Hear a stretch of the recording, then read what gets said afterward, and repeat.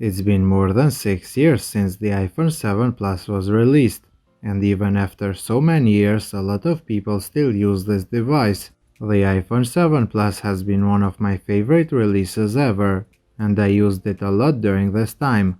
In this video, I'm going to do a retro review of the iPhone 7 Plus and tell you if it is still worth using in 2023. When it comes to the build quality, as you know, the 7 Plus is made of glass and aluminum. The front is obviously glass, while the sides and the back are entirely aluminum. The iPhone 7 Plus still feels amazing in the hand despite being so old.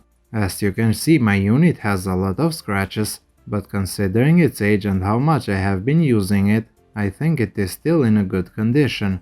The front, on the other hand, feels very outdated because of its big bezels all around.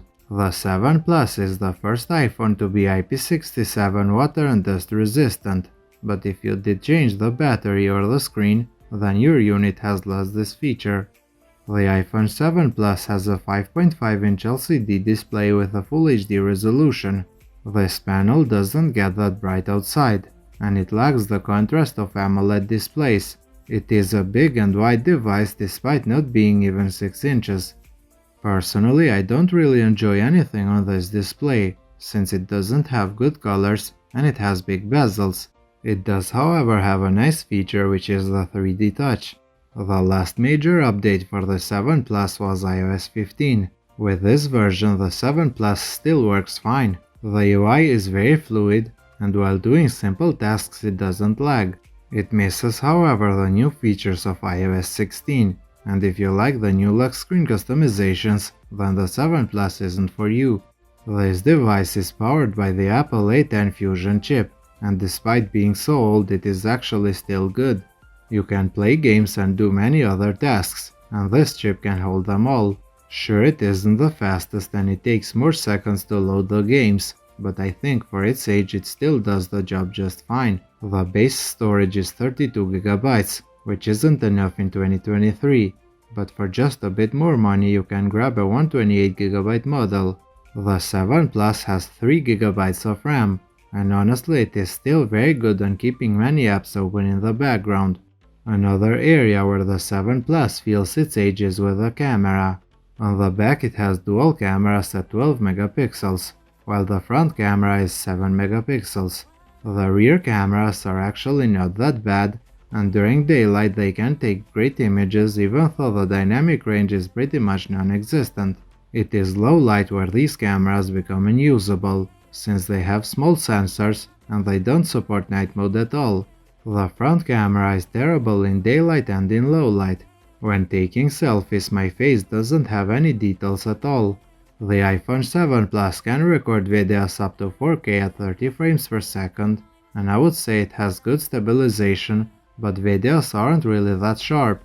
The 7 Plus is the first iPhone to have stereo speakers, and even though they are very loud, they aren't really that clear. Newer iPhones have improved a lot in this category.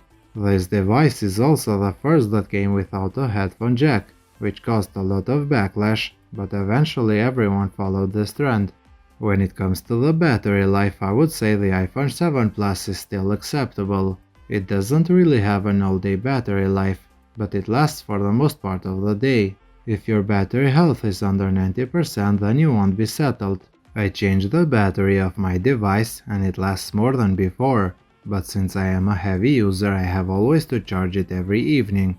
Since it is made of aluminum, the 7 Plus doesn't support wireless charging. The iPhone 7 Plus has the second generation Touch ID embedded on the home button and it works flawlessly. Personally, I prefer Face ID, but Touch ID on this device isn't bad at all. So is the iPhone 7 Plus still usable in 2023? Well, I think it is, but it has many drawbacks that make the experience not good at all.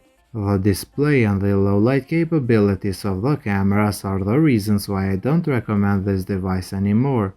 The iPhone 7 Plus isn't all bad things, and I think it works for two types of people.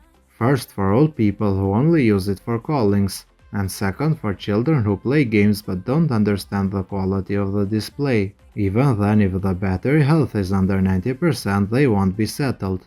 So this was my review of the iPhone 7 Plus in 2023. If you did enjoy it, a thumbs up would be appreciated. Thank you for watching, and please consider subscribing to my channel for more content like this.